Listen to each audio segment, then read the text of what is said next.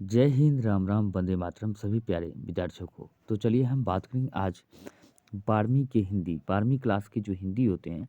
तो दो already exercise यानी कि चैप्टर जो है एक एक्सरसाइज 1 और 2 हो चुके हैं। अगर नहीं देखे हैं तो जाके ज़रूर देखें, क्योंकि वहाँ पे जो है सब्जेक्टिव प्लस ऑब्जेक्टिव के साथ एक ही क्लास में कम टाइम में जो है कम समय में दोनों एनालिसिस कर चुके हैं। क्योंकि इसका जो है हमने कहानी की तरह पहले ही ऑलरेडी क्लास में सुना चुके हैं।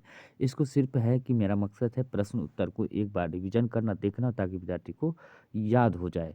क्योंकि इसको बार बार देखने से क्या होता है, याद रहता है, ध्यान में रहता है। क्योंकि कहानी जो है हम जिस तरह सिनेमा या धारावाहिक देखते हैं उस तरह करके हमको ध्यान से सुनने पड़ेंगे, बिना किसी डिप्रेशन के साथ, तभी आपको याद हो जाएंगे। अगर किसी डिप्रेशन में आप कहते हैं याद कैसे होगा, नहीं होगा, उसमें तो आपको थोड़ा परेशानी हो सकती है। तो चलिए हम बात करते हैं आज की, करेंगे संपूर्ण क्रांति की ऑब्जेक्टिव प्लस सब्जेक्टिव दोनों क्वेश्चंस का हल करेंगे।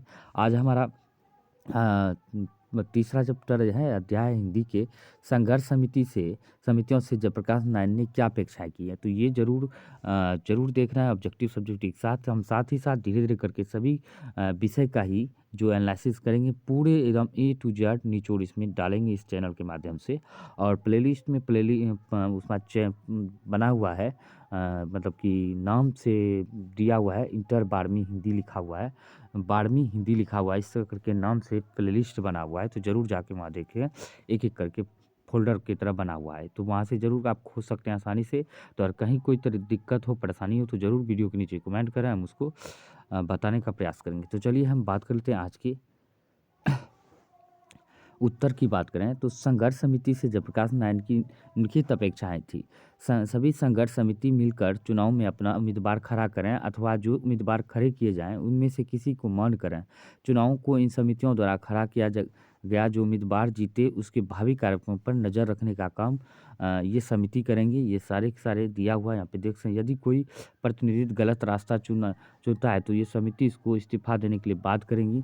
इन संघर्ष समिति का काम केवल शासन से संघर्ष करना ही नहीं, बल्कि समाज के हर अन्याय तथा अन्याय और अनीति के विरुद्ध संघर्ष करना होगा। इन नीतियों का कार्य सभी अफसरों तथा कर्मचारियों को विद्यमान घूसखोरी के विरुद्ध संघर्ष करना भी होगा। जिन बड़े बड़े किसानों ने बेनामी या फर्जी बंदोबस्तियों की है, उनका विरोध भी ये समितियां करेंगी। गांव में तरह तरह के अन्याय होते हुए समितियां उन समितियों को अन्याय भी रोकेंगे। यानी कि ये सारे काम है, देख लेना है। अब दूसरा है आंदोलन के नेतृत्व के संबंध में जयप्रकाश नारायण ने क्या विचार थे, आंदोलन के नेतृत्व का किस शर्त पर करते थे। तो यहाँ पे दिया हुआ है किस शर्त पे करते थे, हम कहानी की तरह सुना ही दिए हैं। तो आंदोलन के नेतृत्व के संबंध में जयप्रकाश नारायण कहते हैं कि मैं सबकी सलाह लूँगा और सबकी बात सुनूंगा। छात्रों की बात जितना भी ज़्यादा होगा, तो जितना भी समय मेरे पास होगा उनसे बहस करूंगा, समझूंगा और अधिक से अधिक बात करूंगा। आपकी बात स्वीकार करूंगा जन संघर्ष समिति की, लेकिन फैसला मेरा होगा। इस फैसले को सभी को मानना होगा। जयप्रकाश नारायण आंदोलन का नेतृत्व अपने फैसलों पर करते हैं और कहते हैं कि तब तो इस नेतृत्व का कोई मतलब है, तब तब यह क्रांति सफल हो सकती है, जब और नहीं तो आपस की बहसों में पता नहीं हम किधर बिखर जाएंगे और क्या नतीजा निकलेगा। ये सारे के सारे बात कहता है, क्योंकि आज़ादी के बाद जो था घूसखोरी से नीचे से ऊपर तक बढ़ा पड़ा था, उसके बारे में चर्चा कर रहा था। विद्यार्थियों को कह रहा था कि आपको राजनीतिक से नहीं, बल्कि राजनीति के साथ साथ पढ़ाई के साथ साथ राजनीति में भाग लेना है। ये सारे आह्वान किए थे विद्यार्थियों के हित के लिए, युवाओं को ये संदेश दिया था। जयप्रकाश नारायण के छात्र जीवन और अमेरिका प्रवास परिचय दें। इस अवधि में कौन कौन सी बातें अब आपको प्रभावित करती है, इसके बारे में क्वेश्चन का आंसर है, यहाँ पे देख सकते हैं दिया हुआ है क्वेश्चन का आंसर। आराम से आप पढ़ सकते हैं, क्योंकि हम वीडियो को लंबा होने से थोड़ा सोच रहे हैं कि लंबा ना हो जाए। क्योंकि जयप्रकाश नारायण प्रारंभिक शिक्षा घर से ही हुआ था। 1921 में जनवरी में मैंने भटनागर कॉलेज में ACC के छात्र थे। उसी समय गांधी जी के असहयोग आंदोलन में आह्वान पर असहयोग के करीब 1.5 वर्ष मेरा जीवन बीता और था कि मैं फूलदेव सहाय वर्मा के पास भेज दिया गया कि प्रयोगशाला में कुछ करो, सीखो। और मैंने हिंदू विश्वविद्यालय में दाखिला नहीं लिया इसलिए कि क्योंकि वहाँ विश्वविद्यालय में सरकारी मदद 19 सम्मिलित थे। हाँ, बिहार के विद्यापीठ में परीक्षा पास की। बचपन में स्वामी सत्यदेव के भाषण से प्रभावित होकर अमेरिका चले गए। ऐसे में कोई धनी घर का नहीं था, मतलब जो धनी घर का नहीं था, परंतु मैंने सुना था कि कोई भी अमेरिका में मजदूरी करके पढ़ सकता है। मेरी इच्छा है कि आगे बढ़ना। मेरी अमेरिका में बागानों में मैंने काम किया, कारखानों में काम किया, लोहे कारखानों में जहाँ जानवर मारे जाते हैं उन कारखानों में काम किया। जब मैं यूनिवर्सिटी में पढ़ते थे तो वह छुट्टियों में काम कर इतना कमा लेते थे कि 2-4 विद्यार्थी सस्ते में खा पी लेते थे, यानी कि आराम से खा पी लेते थे। मोची का काम किया था, इसने बहुत सारे काम किया था, होटल में वेटर का काम किया था। यहाँ पे देख सकते हैं इतना काम करता आदमी से मिलकर। रविवार की छुट्टी नहीं बल्कि 1 घंटा रेस्टोरेंट के होटल में बर्तन धोया या वेटर का काम किया। बराबर 2-3 वर्षों तक 3 लड़के एक ही रजाई में सोकर पढ़े। इतना काम किया। स्कॉलरशिप मिल गई तो 3 महीने बाद असिस्टेंट हो गए, डिपार्टमेंट के ट्यूटोरियल क्लास लेने लगे। इतना काम इन्होंने किया, बहुत ही संघर्ष किया, तब आज मैं हूँ। बिना संघर्ष किए महान ऐसे नहीं कोई व्यक्ति बन जाते। अब है जयप्रकाश नारायण कम्युनिस्ट पार्टी में क्यों नहीं शामिल हुए। तो यहाँ देख सकते हैं हमने सीखा कि देश गुलाम जयप्रकाश नारायण ने लेनिन से सीखा था कि जो गुलाम देश है वहाँ जो कम्युनिस्ट के हैं उनको हरगिज़ वहाँ की आज़ादी की लड़ाई में अपने को अलग नहीं रखना चाहिए, क्योंकि लड़ाई का नेतृत्व बुजुर्गों को वर्ग के हाथ में होता है, पूंजीपति के हाथ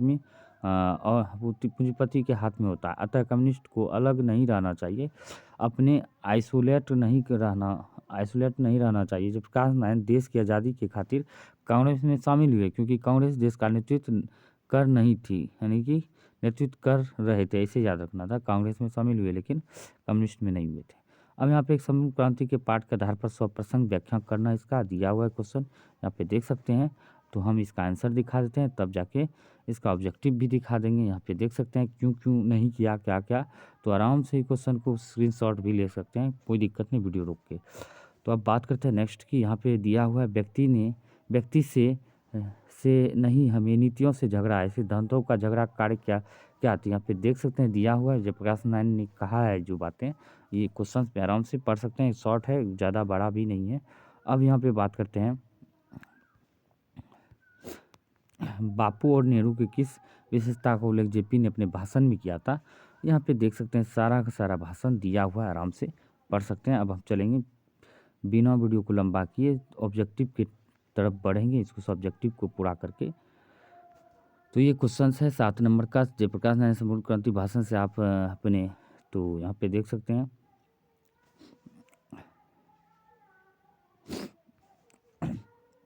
तो वीडियो को आराम से रोक के देख लेना है, कोई दिक्कत नहीं है। एकदम ज़्यादा लंबा है, कोई दिक्कत नहीं, बस पढ़ के इसको समझ लेना है, बस समझने पर आधारित है। जैसे आप धारावाहिक सिनेमा उनेमा सब देखते हो, जितना रुचि लगा तो सिनेमा देखने में मन लगा तो उतना ही मन लगा के इसको भी पढ़ना है और या समझना है, बस कुछ नहीं है। समझ पर आधारित है, याद करने से, रट्टा मारने से क्वेश्चन याद नहीं होते हैं, इसको समझने से ज़्यादा याद होते हैं, ठीक है ना। इस तरह करके जो है आपको पढ़ लेना है। क्वेश्चन है 9 नंबर का, देख सकते हैं मिल गया, इसको वीडियो रोक के कर लेने हैं। हम तो तेज़ी में निकल रहे हैं ताकि वीडियो लंबा ना हो जाए। ये हो गया। अब दल विहीन लोकतंत्र और समाजवाद कैसा संबंध है, यहाँ पे दिया हुआ है, तो देख सकते हैं। बस आज का इतना ही, लास्ट हो गया। अब ऑब्जेक्टिव की तरफ हम पढ़ते हैं, सब्जेक्टिव की तरफ। अब ऑब्जेक्टिव की तरफ चलते हैं। किस व्यक्ति ने कहा था अभी ना जाने कितने मिलों से देश की जनता को जाना है। तो यह किसने कहा था, यहाँ पे देख सकते हैं किसने कहा था। तो यह कहा था किसने, जवाहरलाल नेहरू ने। अब बात करते हैं नेक्स्ट की, किस अस्पताल में रामधारी सिंह दिनकर का निधन हुआ था। तो बात करते हैं किस अस्पताल में हुआ था, तो यह बिल्डिंग नर्सिंग अस्पताल में हुआ था।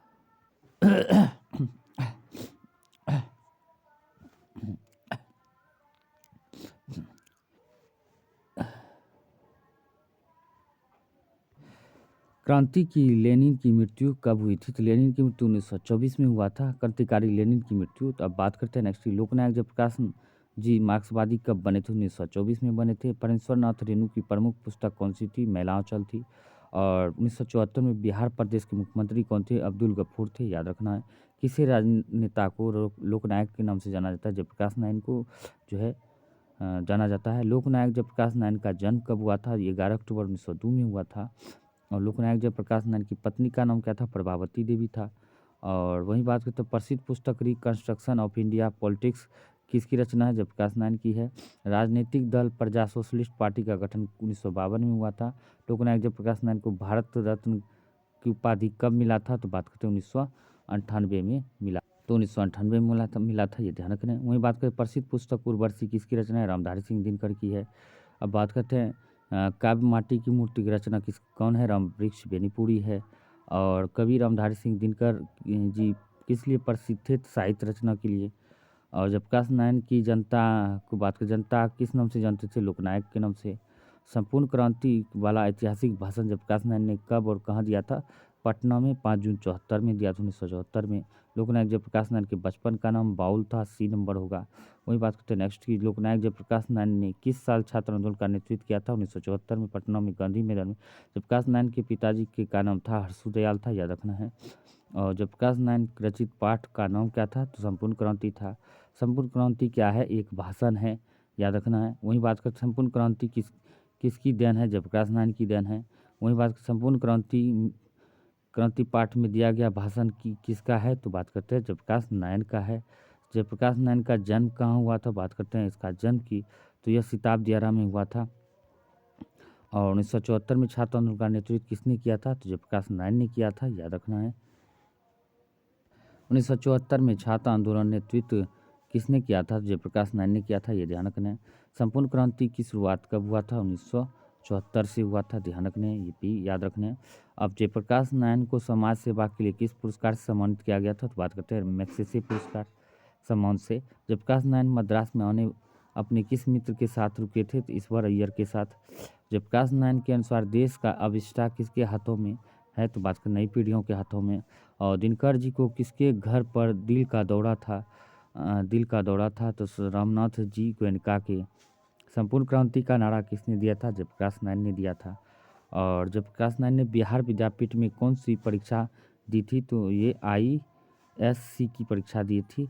पुलिस के बड़े उच्चाधिकारी ने किससे मुंह से सुना था कि जयप्रकाश नारायण नहीं होते तो ये बिहार जल गया होता, या किसके मुंह से सुना था, तो बात कर दीक्षित जी के मुंह से सुना था। और जयप्रकाश नारायण किस मित्रता को ठोस मानते हैं, तो यह मानते हैं अंडरग्राउंड जमाने की। और जयप्रकाश नारायण किसको भाई कहते थे, तो यह भाई किसको कहते थे, तो याद करना है, तो यह भाई कहते थे जवाहरलाल नेहरू जी को, याद रखना है। तो उम्मीद करता हूँ कि यह वीडियो आप सभी के लिए बहुत ही अच्छा रहा होगा। तो वीडियो को लाइक शेयर जरूर करें। कोई भी सुझाव जो है तो वीडियो के नीचे कमेंट करके सुझाव जरूर देना है। मिलते हैं अगले वीडियो में, तब तक के लिए जय हिंद जय भारत।